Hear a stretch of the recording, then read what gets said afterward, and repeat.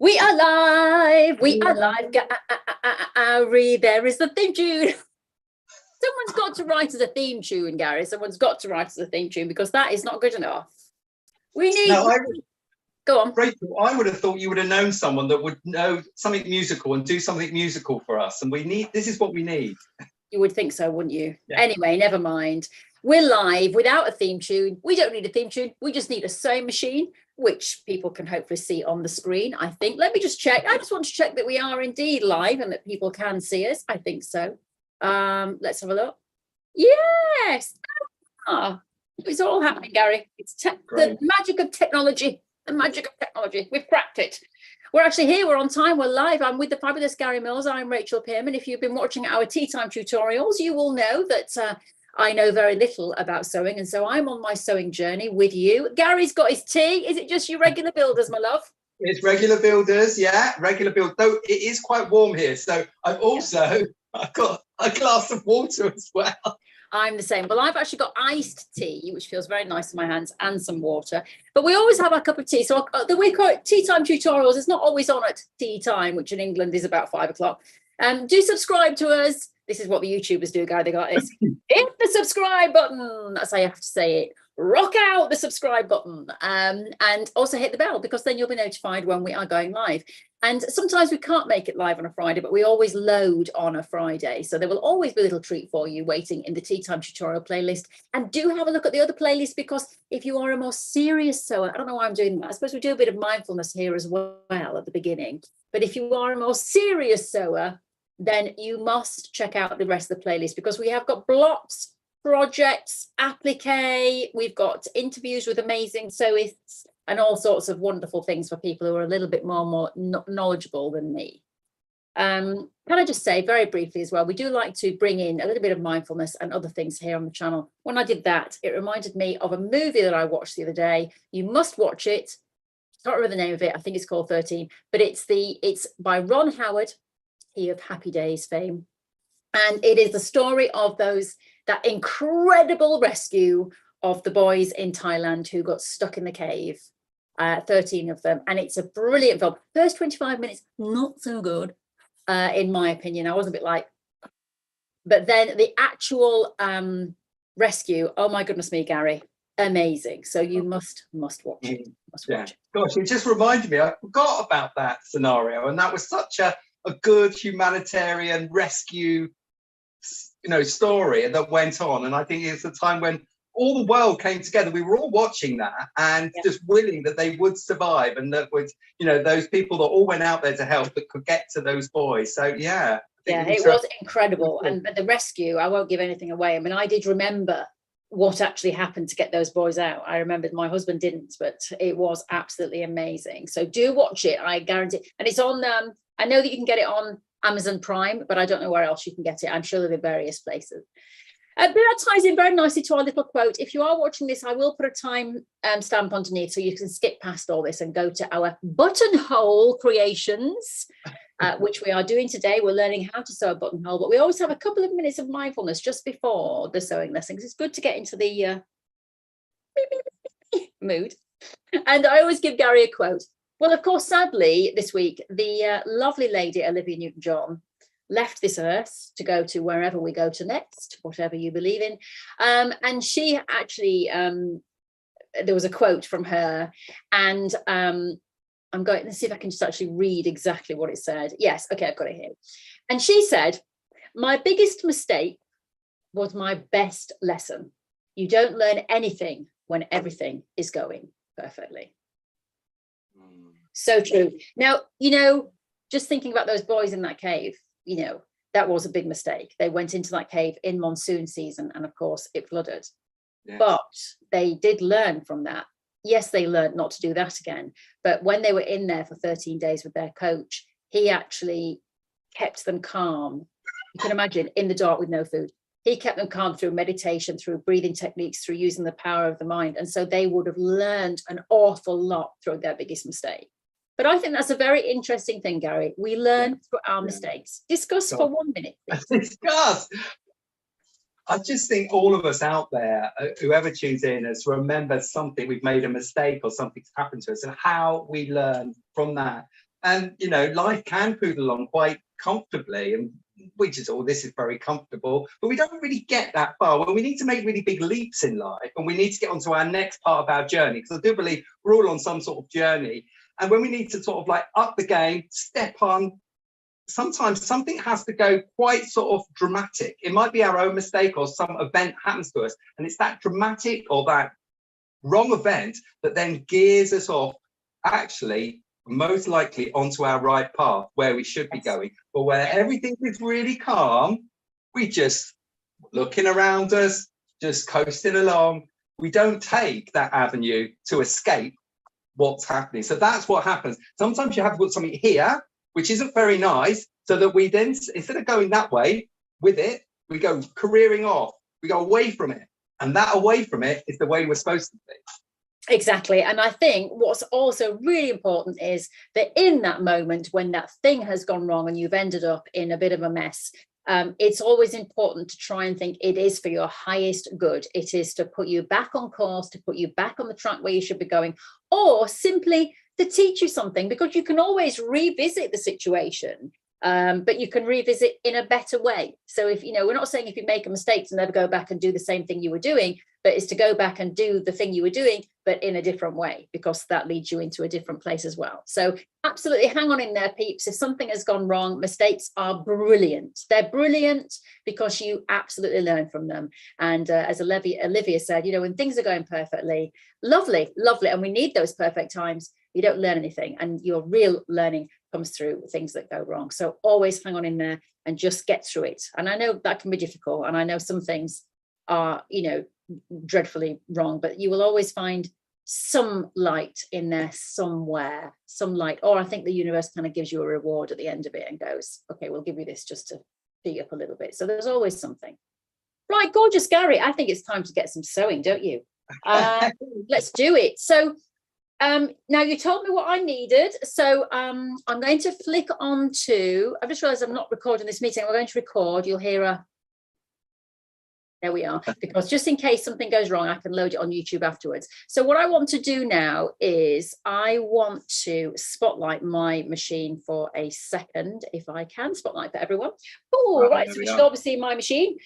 And I just wanted to show everybody that I have got my attachment here. I have got my 2 buttons that Gary told me to bring. And I've also got some very pointy, proper fabric scissors. Look at them. Wow. I did that noise. I'm impressed. I know the only thing I don't have is a seam ripper, which I know comes with the machine, and I know I should have it, and I don't have it, I'm afraid. Wow. It is not here. So no. Not to worry, Gary's going to show you that bit anyway. So yeah, Gary, I'm going to spotlight you, my lovely, so you can tell us exactly what we're doing. Okay, right. So I wanted to talk today really and talk about doing buttonholes on the sewing machine rather than a hand stitch buttonhole. And that's a whole other, you know, group of stitches and a different method.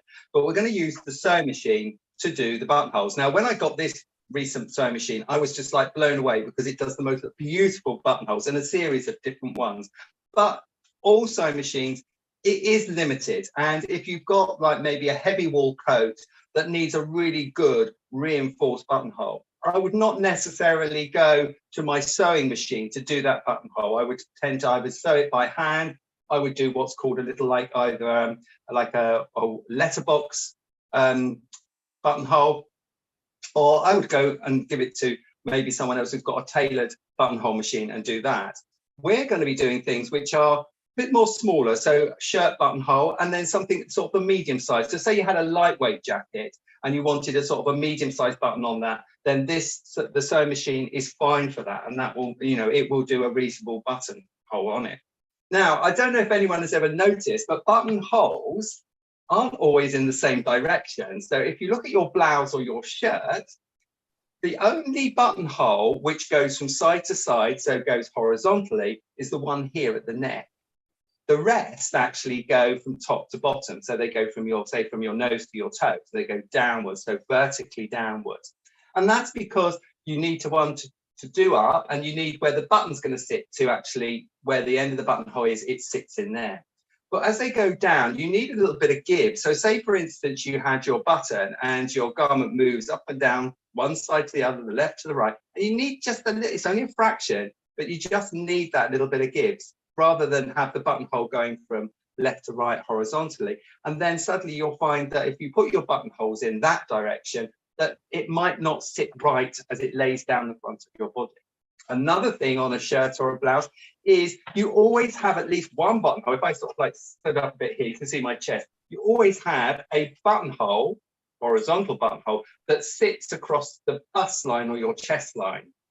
If you know you've got a shirt that always gapes open in the wrong place and you've either put a safety pin behind it or something like that, that's because really the buttonhole should have been on that bust point level. So where the fullness of your chest or the bust point, that's where a buttonhole should be. So you have to sort of calculate from the neck, probably one here along the upper chest, and then one on your bust line, then one more below, and maybe a couple more. So maybe 3 after the bust line, but all equally spaced apart.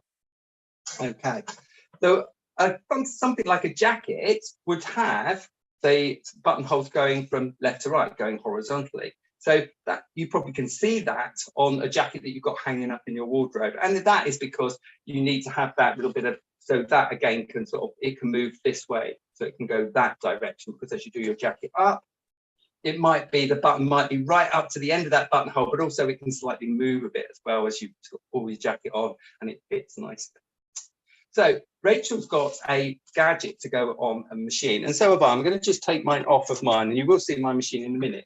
And most machines, especially modern machines, have these like little sort of like button sliders, and it's another, rather than the metal foot to make the buttonhole, it's a little plastic foot, and your machine foot sits in it.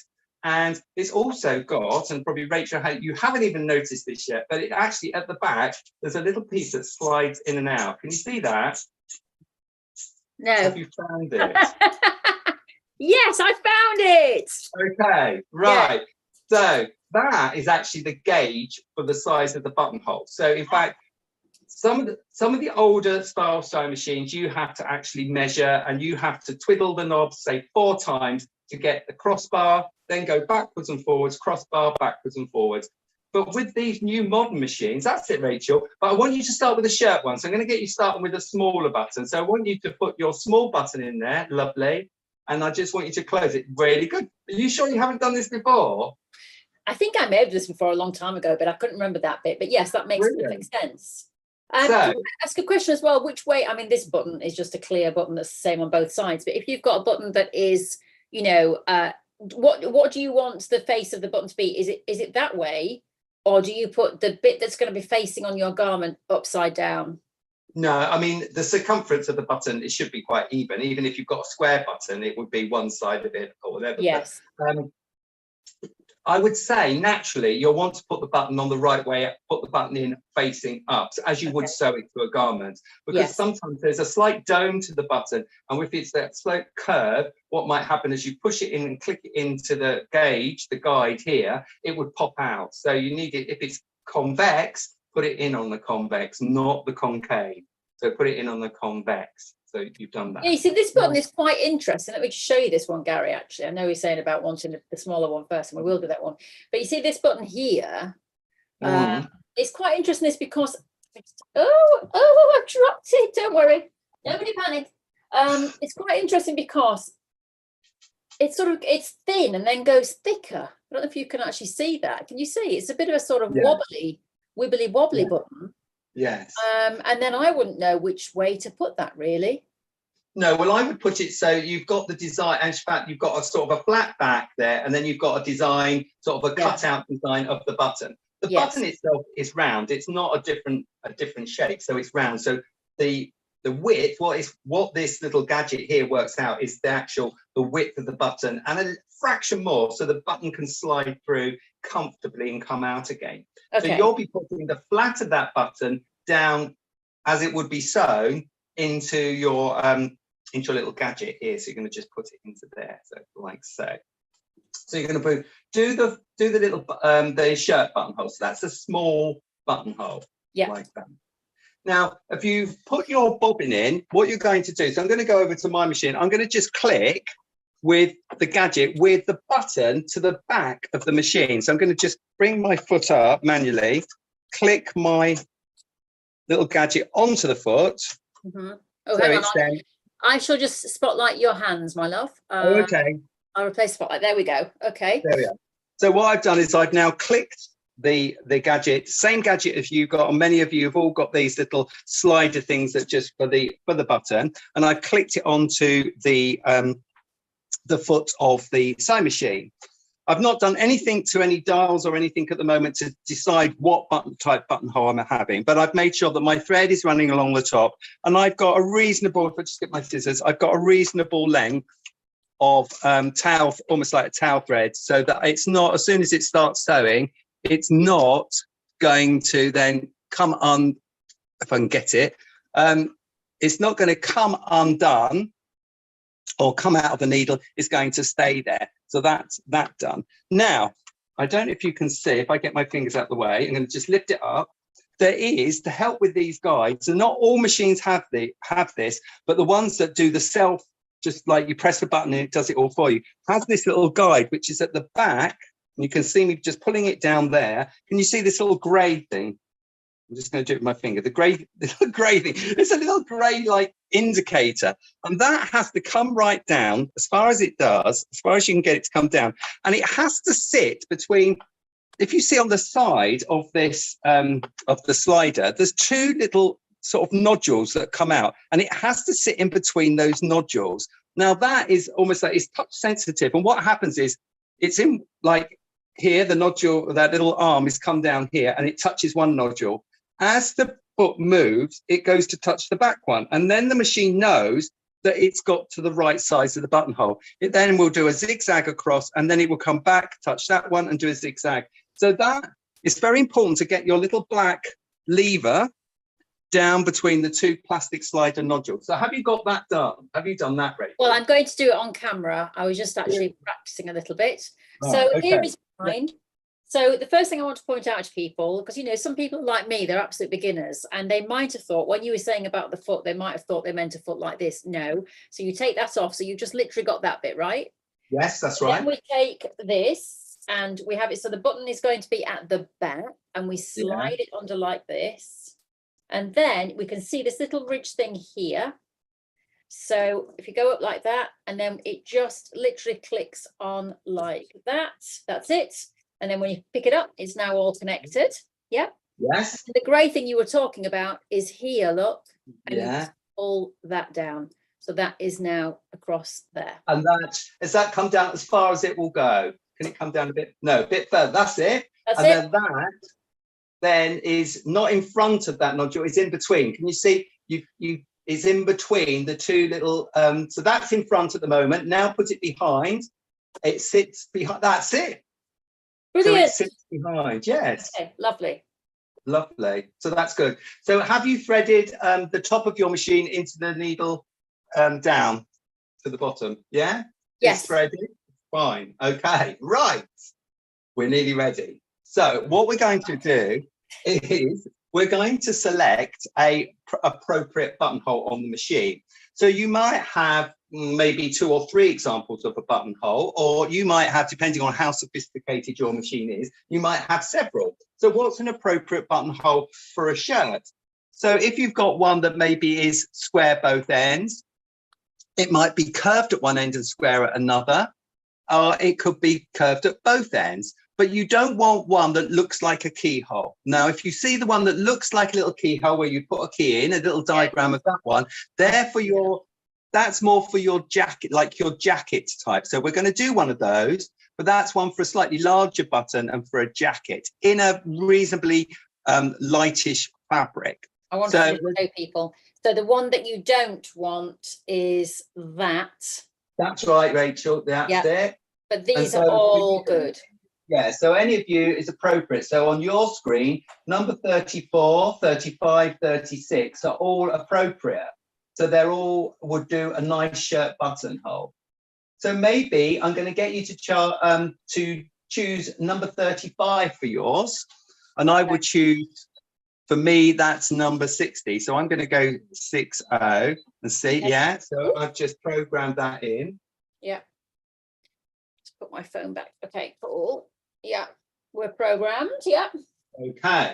Right, so if we come onto screen, I'm going to fold, I've got a bit of folded calico, so I'm going to just hold this up so everyone can see. So, Yeah.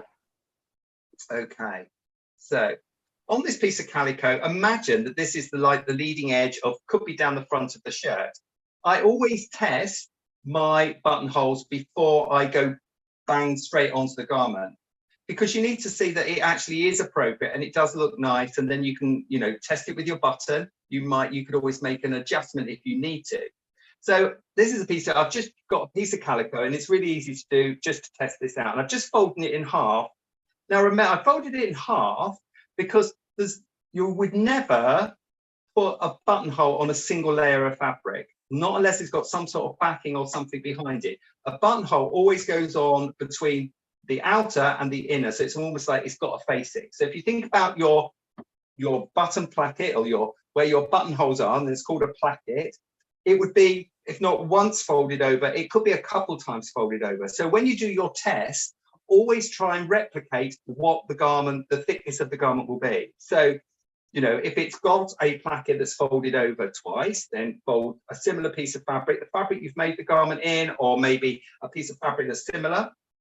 If it's a little bit thicker, then maybe fold it over 3 times and then do the buttonhole in that. But so you get a true reading of the buttonhole. Now, you need to think as well where those buttonholes are going to be. So you need to mark on the edge of your piece of fabric. So this is the button stand. This is the button where the plackets will, this is the placket where the buttonholes will go. The button stand's underneath. So you need to mark where you want the buttons. Remembering that the buttonhole is not right up on the far edge. It's going to come in a fraction. It might come in 1/4 of an inch, 1/2 centimetre, and then you might do your buttonhole. So you can always measure in and then make maybe a little dot.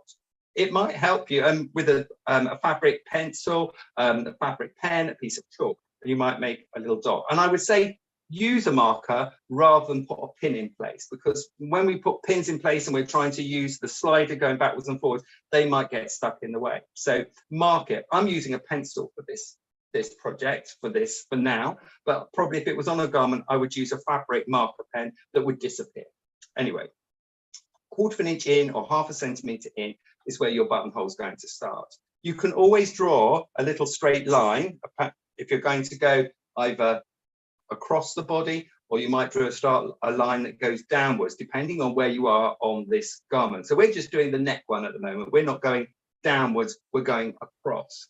We're just going to make a little mark. Now, what you've got to remember is we're going to slide. So now I'm going to go to my sewing machine, and we'll go to that camera and I'll show you what we're going to do. So I'm going to draw. So let me just draw really clear. So here we are.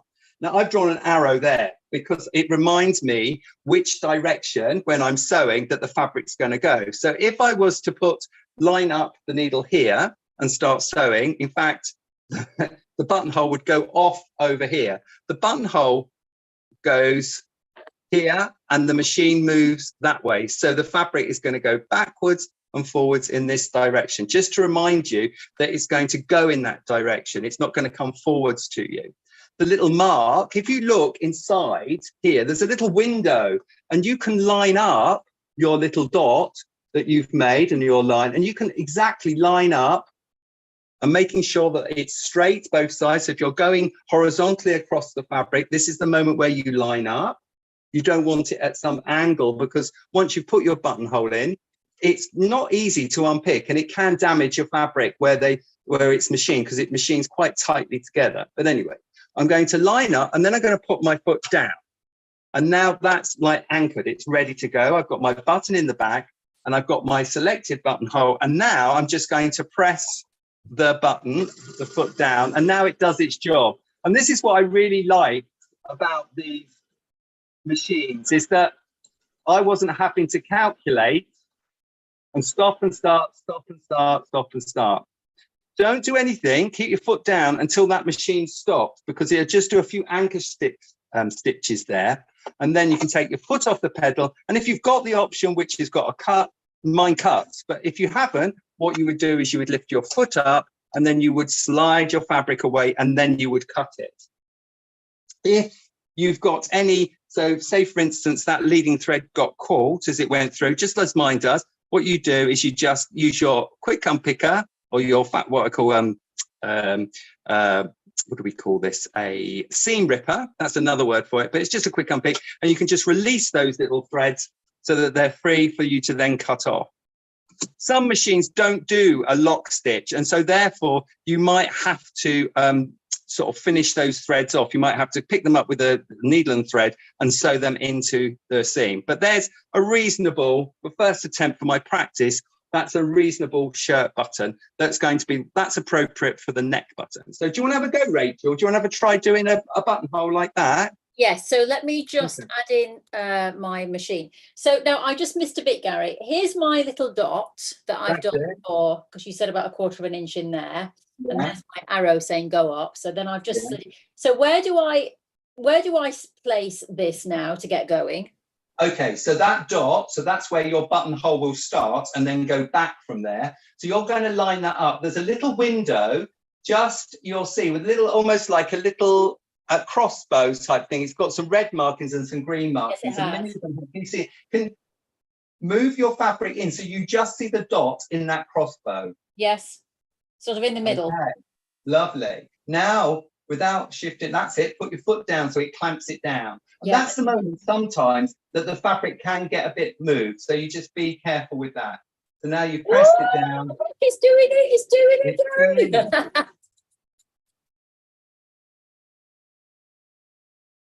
Have I put it on the right thing? Yes, I have. Yeah, I have.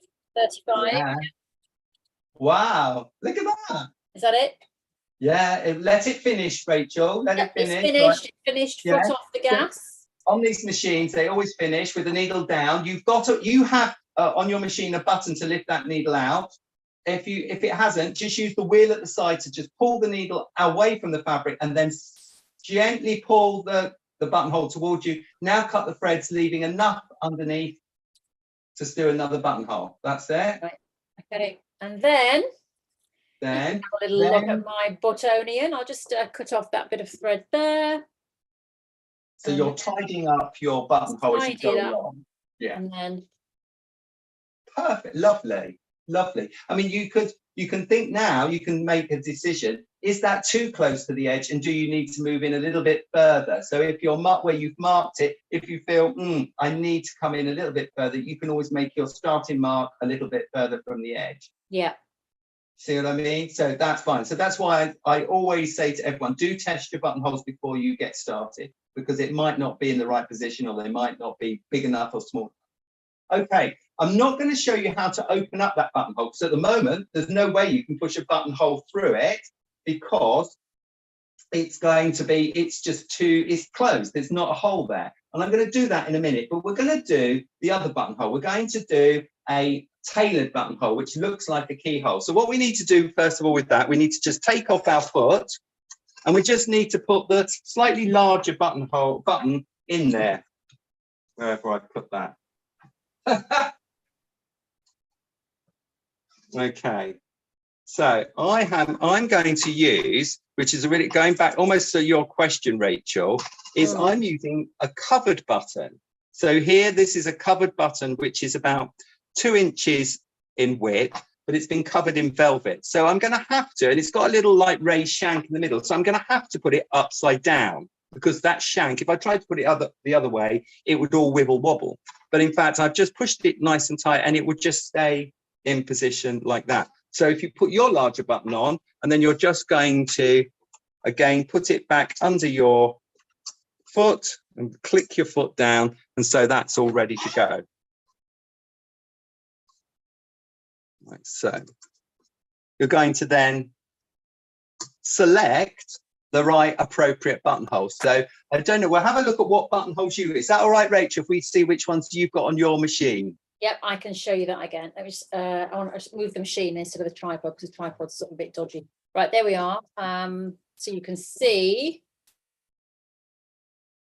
Yeah, so you've got 34, 35 is what we just used. Yes. 39 I'm not showing because it's the keyhole that we shouldn't use. So you've got 34, 35, 36, 37, 38. And we're going to use the keyhole for this one, Rachel. Oh, we are 39. Yes. So so 39 would be appropriate because it's a slightly bigger button. Okay. It's a slightly bigger button. This would be appropriate for like if you made a lightweight jacket. It might be in a linen jacket. It might be a very lightweight wool.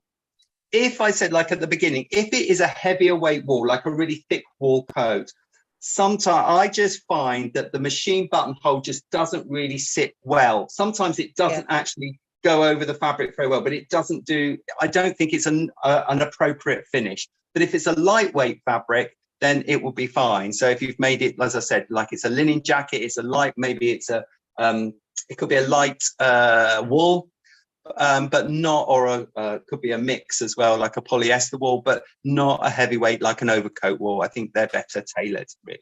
Okay. And just another question as well, Gary, is so I've chosen number 39 on my machine, and obviously it's come up because it's a computerized machine. It's come up, the stitch length is 0.5, and then underneath, well, it's got a zigzaggy thing with 7.0. I don't know what those things mean, but also should we be looking and changing those anyway, or should you just let the machine choose?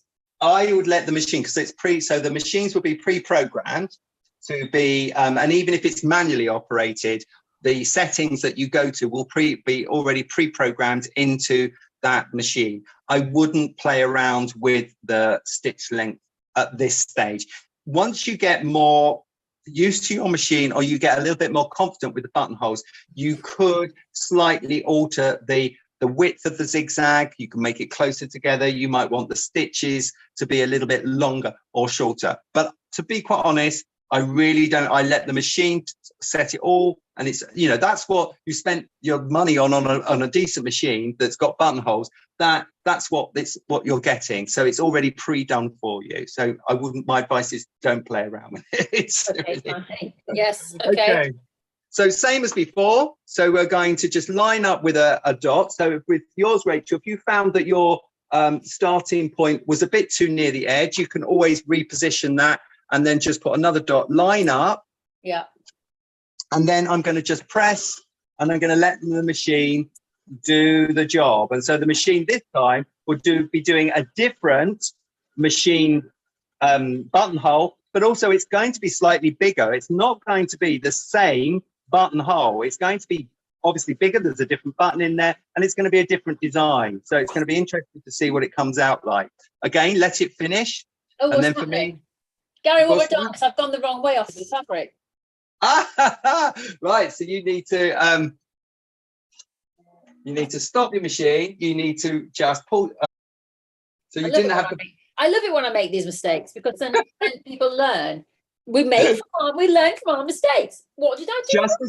And that is how we started this channel today, didn't we? How we started listening about learning about mistakes and how the mistakes. I know what I've done, because I wasn't looking at the arrow on my fabric. I was putting the fabric the wrong way round. Okay, so before you start, Rachel, so that machine has been stopped halfway through its program. So what you need to do is you just re-put in that number on your. Right. So just click off, click back on. Yeah. And it should start back to the beginning. So you're going to line up one more time. Yeah.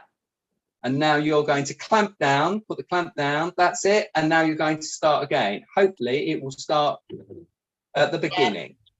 Yes. Good.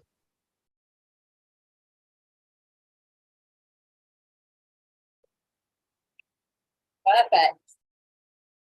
And it's quite, I mean, talk about, I could just sit there watching it make buttonholes. I find it very relaxing. It's very therapeutic. I could just love watching it do all different types of buttonhole and then finish it. Because all you've got to do is keep your foot down. So now it's finished in there. Now you bring the needle up. Yeah. You can release the foot, and then you can then take the buttonhole away. So now I've got my buttonhole, you've got your buttonhole.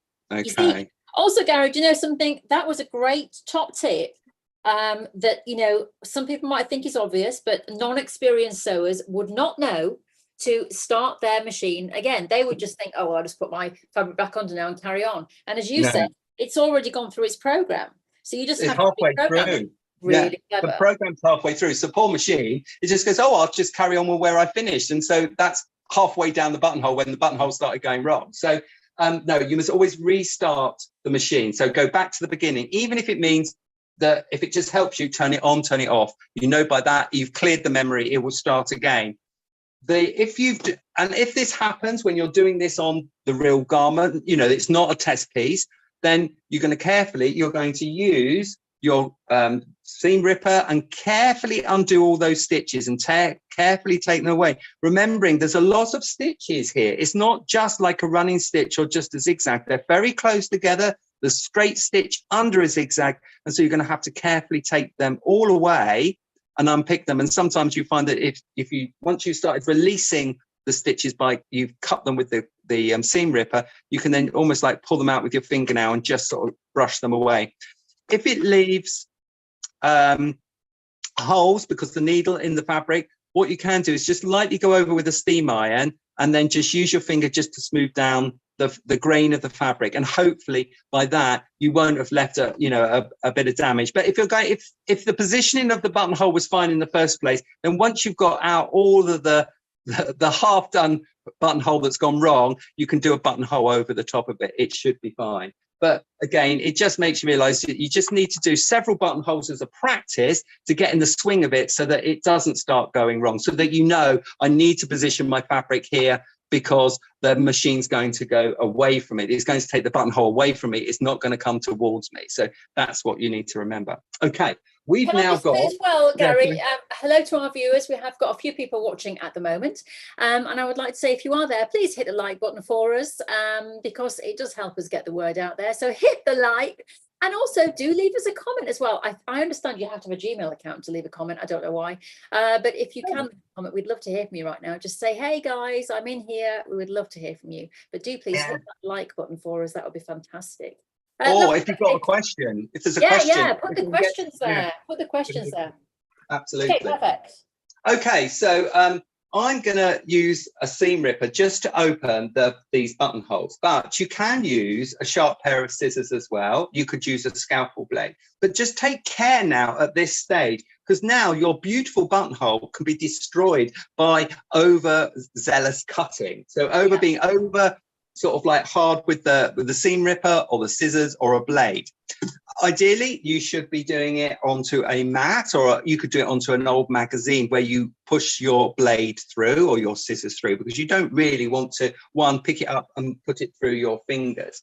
But what you're going to do, say you were working with a seam ripper, you're going to just put the point in and you're going to just carefully push it to the end. Now, don't go right to the end because you're going to go through the stitches. So you need to know when to stop, so that you've got an opening. You'll find also, even if you use a blade, you're going to find that there'll be some loose threads, like on that. Can you see some loose threads? Just use a pair of scissors just to take those away. And as you wash and wear the garment, there won't be any more loose threads, but there's always as you cut through just the little gap there's always a few little loose threads, but you can just, with a nice sharp pair of scissors, you can just use those. And then hopefully that should take our buttonhole through. So we can test at this point that the buttonhole goes through that one, which is the little one, which is like the keyhole one, like that shape. If you've only got scissors, so for instance, you've only got a sharp pair of scissors, what you can do is just make a tiny little hole to start with, and then you can just cut, or maybe start in the middle and just cut just before the end of each one. So you can just cut to the end of the buttonhole each side. And then that, again, you can tidy up. So you can just tidy up any loose threads that have come, or strands of fiber that come through when you cut it. So you can just neaten that up a little bit. So that should disappear. And again, you can test if your tiny little shirt button goes through as well. And that's the point where you can test it as well. Now, you can also have a look how good the shirt button is on the reverse. So though you're looking at the top, do check underneath to make sure that anything underneath needs tidying up as well. And as I said, if your machine doesn't necessarily lock the stitch, you might have the loose threads, and I would suggest just sewing those loose threads into the buttonhole, like down one side or underneath, or even just tying them off and knotting them and then cutting them, because there's nothing worse than doing a nice buttonhole and then suddenly over time it starts to come undone. So just think of that when you do that. So you can cut it open with scissors, you can cut it open with a seam ripper, or you could use a little scalpel, but be careful don't go through your fingers like I'm just showing you here. What you need to do is you need to put it on a cutting mat or on a magazine and cut away, not have your fingers underneath, for sort of, because you don't want to cut through your fingers as well. Now, I have seen overzealous people, and I had once they did we're working on a lovely garment, and I said, right now with your buttonhole, can you just open your buttonhole? I demonstrated it, and suddenly, whoosh, went through the buttonhole and across the garment and slashed right across that garment, which was such a shame. So do take care with all blades near those buttonholes. Okay, Rachel, how have you got on? You're okay? Shall I show you? Yes. Right. Well, let me just, can I just get, have we stopped using this foot now? Yeah, we don't need the foot, no. Let's just take that. It's just a bit in the way of it. And I don't know where my other little button is. It seems to have disappeared. Oh, no, wait, I've got it. It's clear. Right, so I just did it with scissors because I couldn't find my seam ripper. Mm. So let me just hang on, just cut off those threads at the back and that. And it was a bit tricky with the scissors to get your blade in there, but I did it. So if we have a look at the little one here, you can see, ta-da! Look, and it does go through. I'm not pushing it through, but it does. I'll put it that way. Look, it does go through. So if that was a buttonhole, that will be a very nice little fit. Fine. And Yeah. same here with this one as well. That goes through perfectly. Lovely. Yes. So Yes. there you are. Great.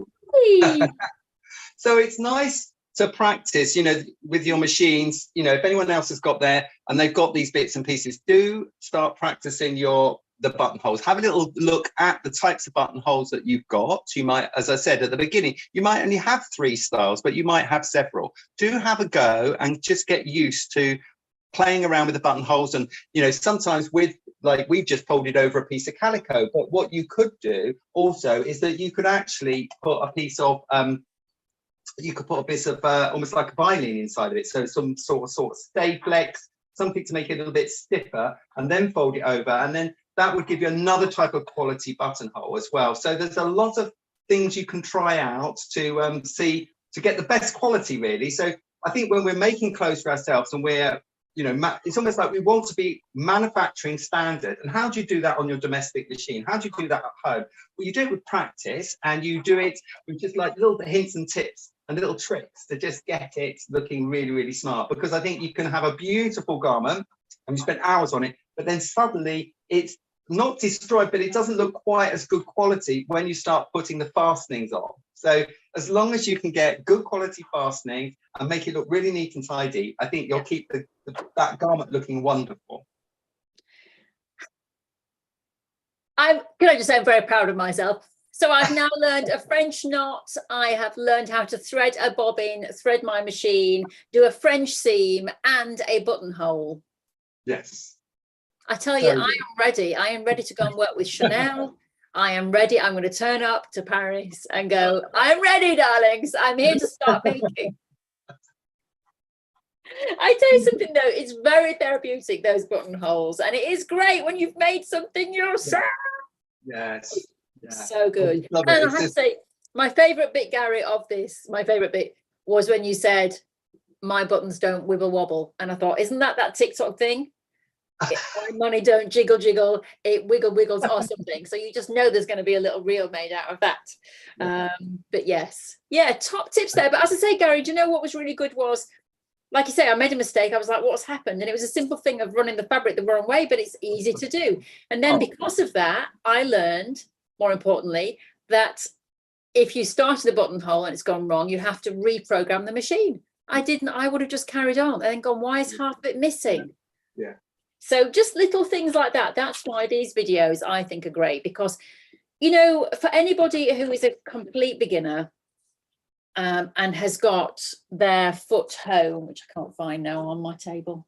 What have I done with it? I've thrown it off the bat. Yeah, anybody who gets that home, sometimes the instruction manuals are rubbish and you would just think, what? I don't understand. So when you watch the video and you see where that thing goes and you pull it down and you put it and things like that, I think it's, it's very, very useful. So I'm hoping that we have helped some people today. We've had a few viewers who have joined us on and off, and I hope that they've learned something. And if anybody's watching it on the repeat, you know, I hope that we've taught you something. If we have, our job is done for the day, Gaza.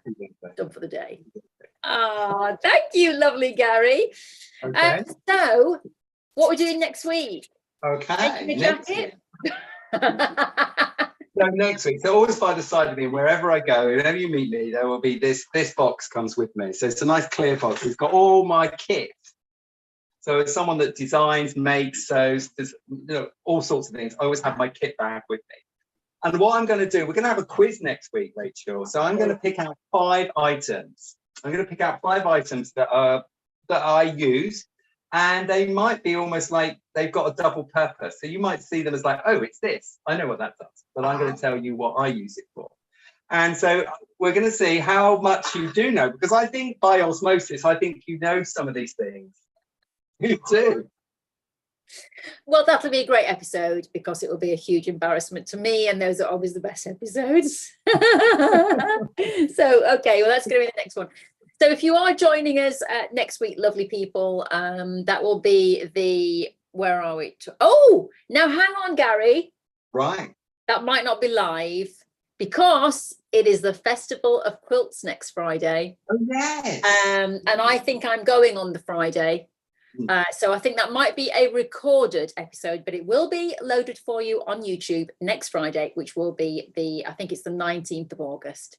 So we will definitely get that done. It will be there for the 19th. And I expect many of you here in the UK will be going to the Festival of Quilts, or if not, like viewing it online. So yeah, wonderful. How exciting. And what are you going to do at the festival? What are you going to do, Rachel, when you're there? I am going to mingle. I'm going to network. I'm going to see if I can get some new teachers on board because, you know, I just love the idea of bringing as many people as we can to Crafty Monkeys, and just go and have a look at some lovely quilts, take loads of photographs and get it all up on the old Instagram. So yes, that's my plan for the Festival of Quilts. And before that, I'm going to Coldplay, which is something a little bit different, but that's on the Wednesday night.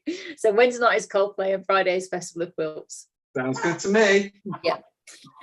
So that will be loaded for you. But of course, if you've joined us at any point, you might join us in 3 years. Then just have a look at our tea time tutorials and it will all be listed. There'll be lots of them. And I think then the week after that, maybe, Gary, we should do a little mindful exercise again. I think a little arty thing, because those are always fun. I think maybe we should try one art exercise a month, because I think that those are really nice. And we had that lovely bird one where we did the fingerprints in paint and then just made little birds.